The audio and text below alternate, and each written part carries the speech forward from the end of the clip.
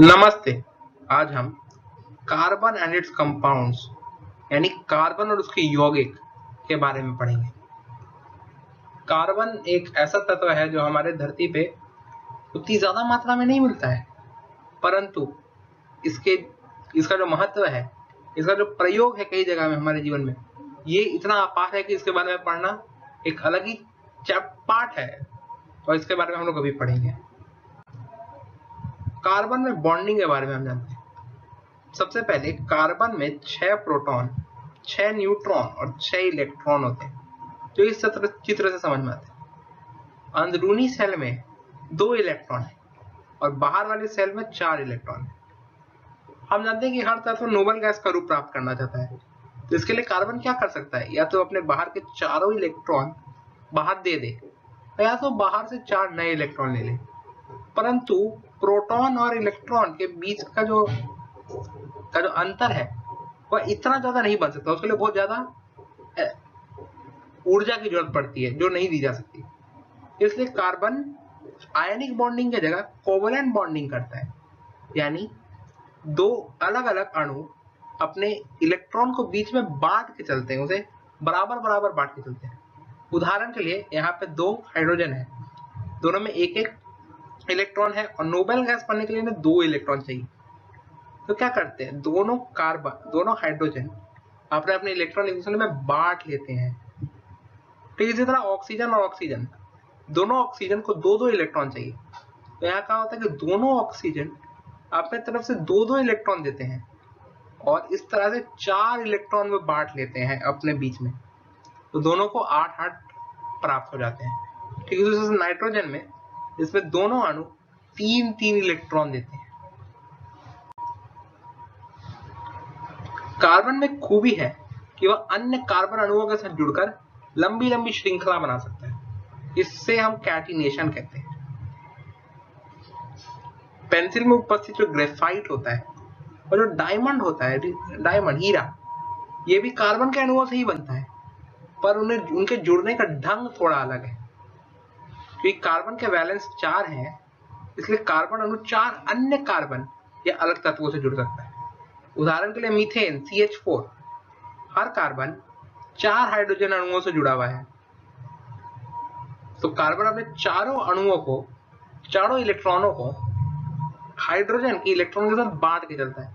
इस तरह से कार्बन को बाहरी शेल में 8 इलेक्ट्रॉन मिल जाते हैं और हाइड्रोजन को बाहर में 2 इलेक्ट्रॉन मिल जाते हैं। संतृप्त और असंतृप्त हाइड्रोकार्बन। सबसे पहले हाइड्रोकार्बन कार्बन और हाइड्रोजन के बीच में बने हुए यौगिक होते हैं, इनमें और कोई तत्व नहीं होता है। तो संतृप्त हाइड्रोकार्बन क्या होते हैं? वे हाइड्रोकार्बन जिनमें सिर्फ कार्बन और हाइड्रोजन होते हैं और उनके बीच ही बॉन्ड होते हैं और कोई इनमें नहीं होता। असंतृप्त हाइड्रोकार्बन में दुगने और तिगुने बॉन्ड होते हैं, तो इनमें बाहर से हाइड्रोजन डालने की संभावना रहती है। उदाहरण के लिए C2H6 इथेन, इसमें बस कार्बन और हाइड्रोजन है और सब में बस एक एक बॉन्ड ही है, तो ये संतृप्त है।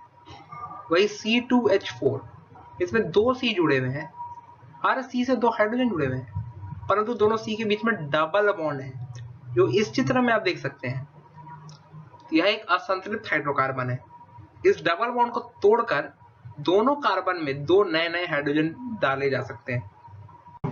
हमने जाना कि हाइड्रोकार्बन में कार्बन लंबी लंबी श्रृंखलाएं बना सकते हैं। तो हाइड्रोकार्बन में कितने कार्बन है उसके हिसाब से उस हाइड्रोकार्बन का नाम जानते हैं हम। अगर उसमें सिर्फ एक ही कार्बन है तो मीथेन, 2 तो इथेन, और इसी तरह से प्रोपेन, ब्यूटेन, पेंटेन, हेक्सेन। इन सब का मतलब है कि एक सीधी श्रृंखला में 1 से 6 तक कार्बन जुड़े हुए हैं और उनसे अतिरिक्त हाइड्रोजन के अणु जुड़े हुए हैं। C4H10 के 2 रूप हो सकते हैं, तो सभी कार्बन अणु एक सीधी रेखा में हो या फिर कुछ शाखाएं बन सकती हैं इस प्रकार। इसी तरह से ब्यूटेन के ही हमें 2 अलग अलग फॉर्मूले प्राप्त होते हैं। इन्हें हम आइसोमर कहते हैं, क्योंकि इनमें कार्बन के अणु उतने ही हैं, हाइड्रोजन के अणु उतने ही हैं, पर इनका ढांचा में पूरा अंतर है। उसी तरह से होता है साइक्लोहेक्सेन, हेक्सेन यानी 6 कार्बन के अणु, और साइक्लो का मतलब हुआ कि यही सभी अणु एक रिंग, एक गोले में बने हुए हैं। यह हुआ साइक्लोहेक्सेन का पूरा फॉर्मूला। फंक्शनल ग्रुप यानी प्रकार्यात्मक समूह, तो कई हाइड्रोकार्बनों में एक से ज्यादा हाइड्रोजन की जगह कार्बन से अन्य कुछ भाग जुड़ सकते हैं, कुछ अन्य नए नए तत्व जुड़ जाते हैं। इन तत्वों को प्रकार्यात्मक समूह कहा जाता है।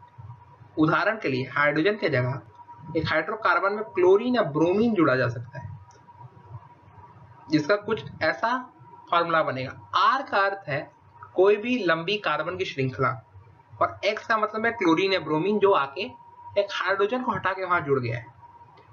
इसी तरह से एक एल्कोहल बन सकता है जिसमें OH आकर जुड़ता है। एक एल्डिहाइड जिसमें एक O और एक H जुड़ता है, पर थोड़ा अलग तरीके से जुड़ता है। अब देख सकते हैं कार्बन और ऑक्सीजन के बीच में डबल बॉन्ड। ऐसे ही कीटोन बनता है जिसमें बीच में स्थित किसी कार्बन पे एक ऑक्सीजन द्वितीय बॉन्ड बनाकर जुड़ जाता है।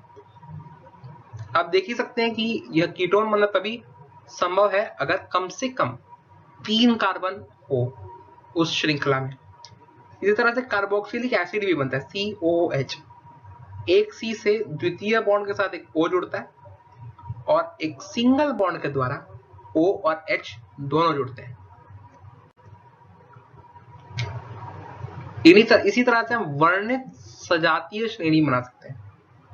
कार्बन यौगिकों की एक ऐसी श्रेणी जिनके ढांचे समान होते हैं, परंतु जिनमें हर 2 क्रमिक सदस्यों के बीच CH2 का अंतर होता है, एक कार्बन और 2 हाइड्रोजन का अंतर।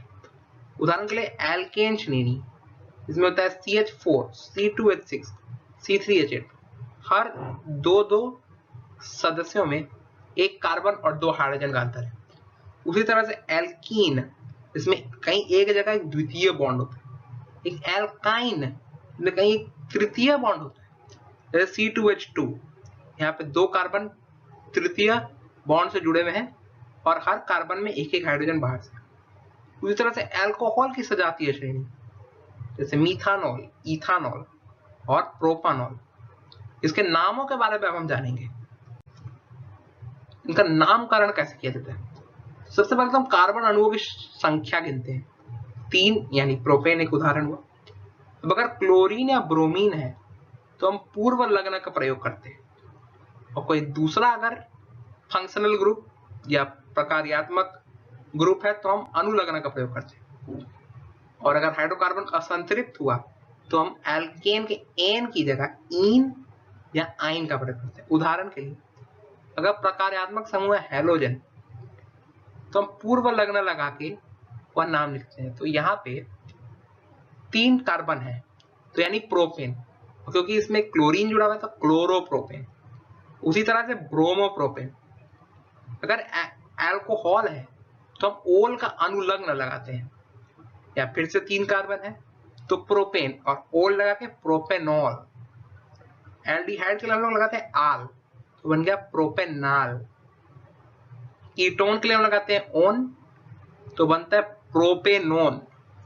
कार्बोक्सिलिक एसिड के लिए हम लगाते हैं ओइक एसिड, तो ये बनता है प्रोपेनोइक एसिड या अम्ल। वही अगर द्विबंध है या एक द्वितीय बॉन्ड है तो हम ईन लगाते हैं, तो या फिर से 3 कार्बन पर एक द्वितीय बॉन्ड, तो प्रोपेन की जगह इसका नाम बन गया प्रोपीन। यह कुछ साधारण नियम है जिन्हें याद रखना जरूरी है। क्लोरीन और ब्रोमीन के लिए क्लोरोप्रोपेन, ब्रोमोप्रोपेन, और बाकी में अंत में कोई अनुलग्न लगा दिया जाता है, जिसका उदाहरण हमने अभी देखे। अब कार्बन यौगिकों के कुछ रासायनिक गुणों के बारे में जानते हैं। तो दहन यानी कंबस्शन यानी जलाना। कार्बन के सभी रूप और कई यौगिक ऑक्सीजन के संपर्क में आके जलाए जा सकते हैं, इससे बहुत ऊष्मा निकलती है। उदाहरण के लिए जब कार्बन को ऑक्सीजन में जलाया जाता है तो कार्बन डाइऑक्साइड बनता है। ठीक उसी तरह से मीथेन जो कार्बन का यौगिक है, इसको जब ऑक्सीजन में जलाया जाता है तो कार्बन डाइऑक्साइड और पानी बनता है। ऐसा ही कुछ होता है इथेनॉल के साथ। तो हम देखेंगे कि इसमें ऊष्मा और यानी गर्मी बहुत ज्यादा निकलती है। संतृप्त हाइड्रोकार्बन में स्वच्छ ज्वाला जलती है, वही असंतृप्त रूपों में पीली ज्वाला जलती है और बहुत धुआं भी निकलता है जो आसपास में बहुत गंदगी फैलाता है। अब हम देखते हैं ऑक्सीडेशन अभिक्रिया। कई कार्बन यौगिक ऐसे होते हैं जो ऑक्सीजन प्राप्त कर सकते हैं अपने अंदर। उदाहरण के लिए इथानॉल, जब हम इसकी प्रतिक्रिया KMnO4 के साथ कराते हैं और थोड़ी गर्मी देते हैं तो CH3COH ईथानोइक एसिड बनता है। तो हम क्या देखते हैं भाई, इथानॉल में जहां बस एक ही ऑक्सीजन था उसमें अब एक और ऑक्सीजन आकर जुड़ गया है, तो यहाँ ऑक्सीडेशन प्रतिक्रिया हुई है। KMnO4 को हम ऑक्सीकारक कहते हैं क्योंकि यही है वह यौगिक जो ऑक्सीजन प्रदान करता है मेरे इथानॉल को। अब आता है संकलन अभिक्रिया। असंतृप्त हाइड्रोकार्बन में उत्प्रेरकों की उपस्थिति में, उत्प्रेरक एक ऐसा यौगिक होता है जिसकी उपस्थिति में कोई भी अभिक्रिया तेज हो जाती है। इसे हाइड्रोजन अगर डाला जाए तो असंतृप्त हाइड्रोकार्बन संतृप्त हाइड्रोकार्बन बन जाता है। उदाहरण के लिए यहाँ पे दो कार्बन है जो द्वितीय बॉन्ड से जुड़े हुए हैं। अगर निकेल तत्व हम उपस्थिति में हाइड्रोजन गैस डालें तो यह द्वितीय बॉन्ड टूट जाता है और नए हाइड्रोजन के अणु आके कार्बन से जुड़ जाते हैं। इसी तरह होता है प्रतिस्थापना अभिक्रिया, जिसे अंग्रेजी में कहा जाता है डिस्प्लेसमेंट रिएक्शन। तो कई संतृप्त हाइड्रोकार्बन सूरज की रोशनी की उपस्थिति में क्लोरीन गैस से प्रतिक्रिया करते हैं। उदाहरण के लिए मीथेन क्लोरीन गैस से तब मिलता है जब उस पर सूर्य की रोशनी पड़ती है, तो इससे क्लोरोमीथेन बनता है और कुछ हाइड्रोक्लोरिक एसिड भी निकलता है। यह बहुत तेज प्रतिक्रिया होती है। अब हम कार्बन के कुछ खास यौगिकों के बारे में जानेंगे। इनमें सबसे पहले इथेनॉल। इथेन मतलब दो कार्बन और ऑल मतलब एक अल्कोहल ग्रुप, जो आप इस ढांचे में देख के समझ सकते हैं। इथेनॉल के कुछ गुण हैं कि वह रंगहीन होता है, उससे मीठा गंध निकलता है और वह पानी में घुलनशील होता है। इथेनॉल सोडियम धातु से मिलकर हाइड्रोजन गैस बनाता है। हाइड्रोजन गैस के साथ साथ एक लवण भी बनता है जो है सोडियम इथॉक्साइड।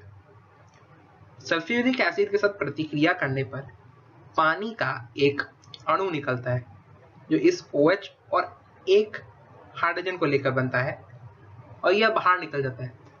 तो इसी कारण क्या होता है कि कार्बन के बीच में जो एक बॉन्ड है वह एक द्वितीय बॉन्ड में बदल जाता है। तो इथेनॉल के कुछ उपयोग जानते हैं। यह एक विलायक के रूप में प्रयोग किया जाता है, यानी इसमें अन्य चीजों को घुलाया जा सकता है।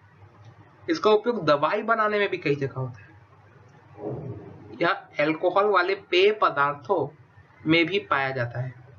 इन पदार्थों को पीना सेहत के लिए हानिकारक हो सकता है, इन्हें पीना हमें नहीं चाहिए। हम जानते हैं इथेनोइक एसिड के बारे में। इथेन हमें बताता है कि यहाँ दो कार्बन होंगे और ओइक एसिड यानी एक COOH। इसके ढांचे को देखते हैं। एक C से एक द्वितीय बॉन्ड के द्वारा एक O जुड़ा हुआ है और एक OH जुड़ा हुआ है। यह भी रंगहीन तरल होता है और पानी में घुलनशील होता है। इसका स्वाद होता है खट्टा। किसी अन्य एसिड की उपस्थिति में एथेनॉल के साथ एक एस्टर बनाता है, यह इथानोइक एसिड। देखते हैं यहाँ अम्ल है, कोई अन्य अम्ल, अन्य एसिड, और इसकी उपस्थिति में इथेनॉल के साथ मिलकर एक एस्टर बनाता है जो कुछ इस प्रकार दिखता है। यह इसका सुगंध काफी मीठा होता है और इस सेंट बनाने के काम आता है। तो एस्टर में क्या होता है कि OH ग्रुप के जगह, H के जगह, हाइड्रोजन के जगह कोई अन्य लंबी श्रृंखला जुड़ जाती है कार्बन के अणुओं की, जो हम यहाँ देख सकते हैं। हम यह जानने लायक है कि इथेनोइक एसिड एक एसिड है।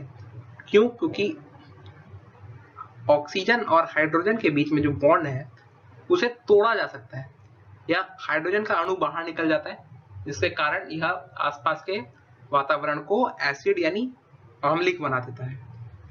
तो एसिड होने के कारण बेसों से रिएक्ट करेगा और बेस से रिएक्ट करेगा तो एक लवण और पानी बनेगा। यहाँ लवण बनता है सोडियम एथानोएट। कार्बोनेट के साथ एक लवण कार्बन डाइऑक्साइड और पानी बनता है। यह भी एक ऐसी प्रतिक्रिया है जो हम पहले पढ़ चुके हैं। साबुन और अपमार्जक यानी डिटर्जेंट, यह एक ऐसा चीज है जिसमें कार्बन के यौगिकों का बहुत बड़ा हाथ है। लंबी श्रृंखला वाले कार्बोक्सिलिक एसिड के सोडियम और पोटेशियम के लवण से ही साबुन बनता है।